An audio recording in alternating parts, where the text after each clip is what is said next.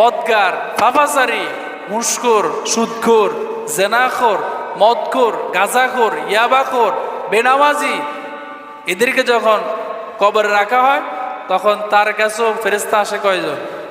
তারে কি করবে? কথা বলার, তারে কি করবে?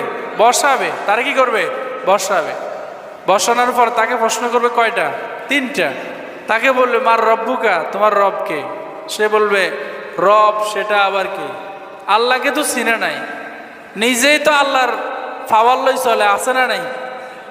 নিজেরে নিজে মনে করে হুকুমদাতা, আইনদাতা, নিজে যা কয় তা, এরকম মনে নাই?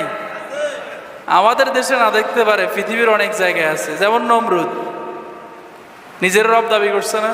ফেরাউন নিজের কি দাবি করছে? এরকম ফেরাউন আমাদের দেশে আছে না নাই? নিজেও মানে না, আরেকজনকে মানতেও দেয় না।